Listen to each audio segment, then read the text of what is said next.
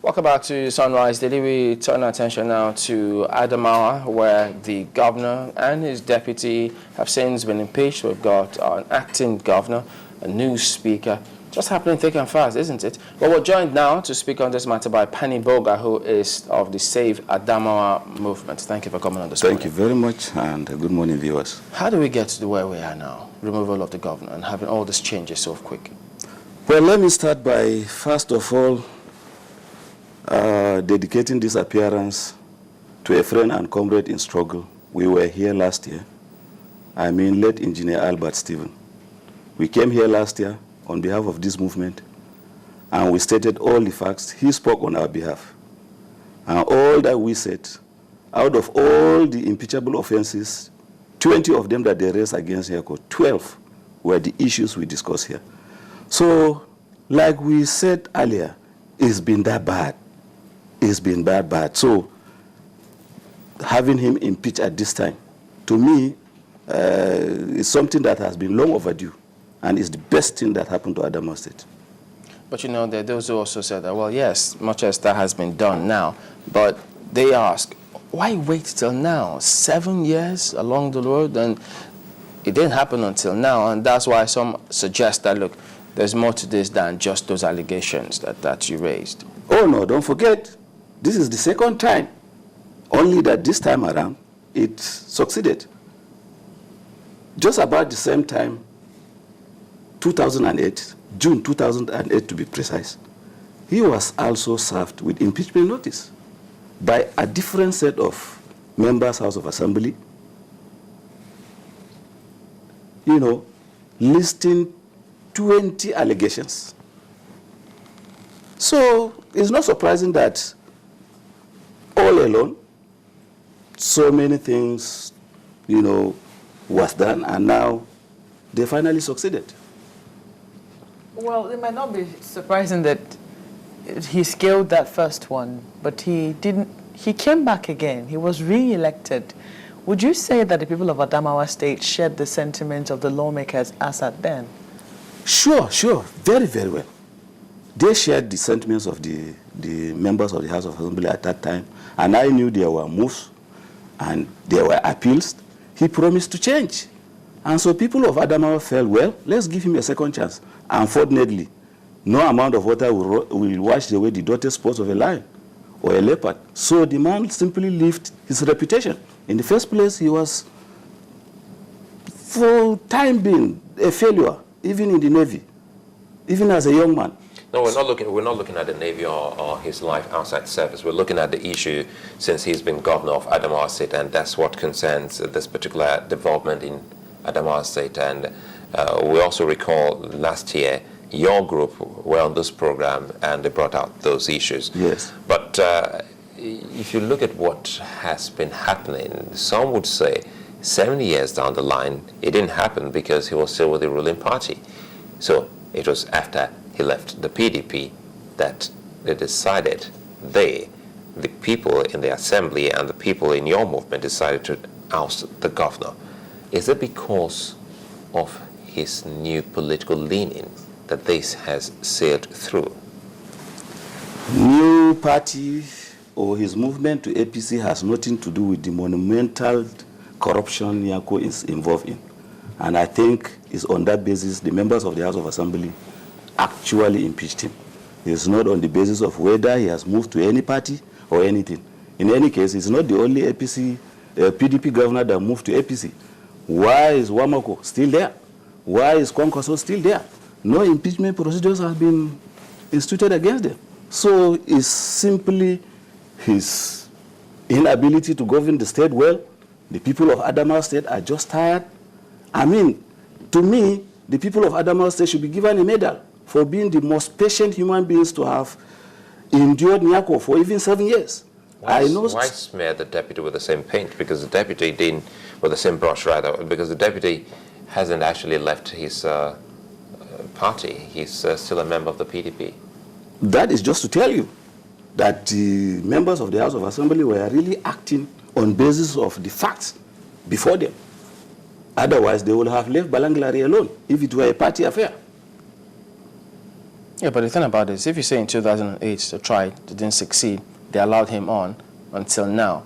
Did it show that... Not that they didn't succeed. So many appeals went on. And actually, at that time, he was moving with quite a number of the stakeholders in Adamawa State. And so they intervened. At this time around, he was carrying nobody except his family. And I believe his family must have made some moves. Incidentally, Adamawa State is beyond his family. But it was, beyond the family it was in PDP at that time? Yes. And all this went on? Oh, yes. Until now? Yes. When he left the PDP? Even when he left the PDP, it means he didn't just live beyond his past. But do you think it's his past that caught up with him. Do you think people will just be wrong to say that, look, clearly, it's just politics? I mean, if he were in the PDP, they're not sure he would have been impeached. But since he left, they had to just bring up all of these matters against him. I don't think politics has anything to do with the facts uncovered on him. And don't forget, facts on just 2 years. 2 years, 2013 to 2014. They did not even dig up from the previous years, just 2 years, to tell you the level of corruption that has taken place in Adamawa State, spearheaded by a man and his family.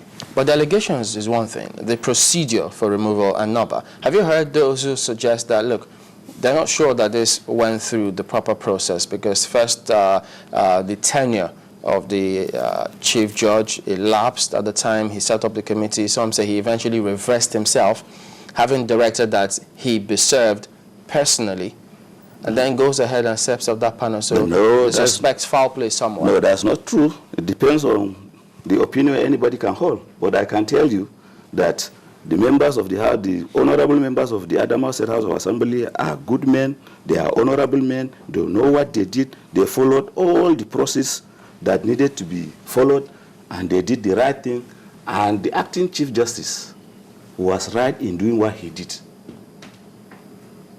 In the first place, I'm more surprised that a person of his caliber will want to run away from his state, locked up all the offices to avoid being served. It's purely a political thing. How can they lock up all the offices? Oh, you did. Where was the acting speaker sworn in? I was there. No, I mean on the day he was to be served with the impeachment notice, I was in the government house.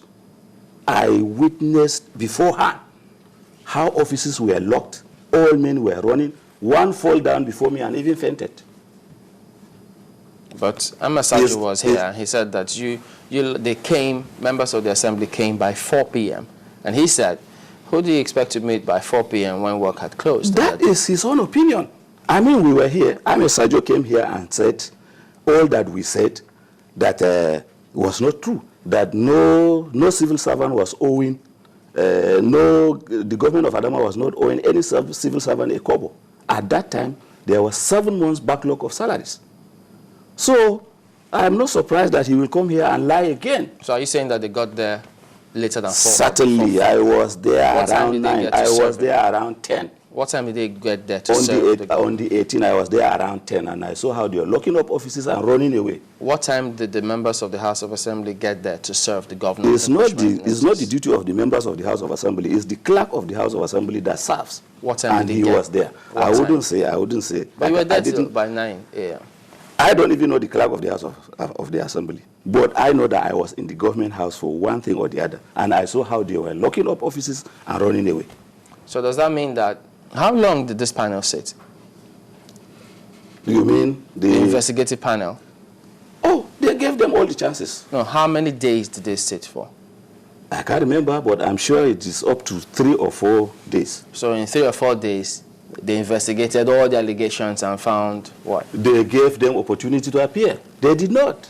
You know what I find interesting is when the panel was returning its findings to the Speaker of the House of Assembly, they had this really big, voluminous report.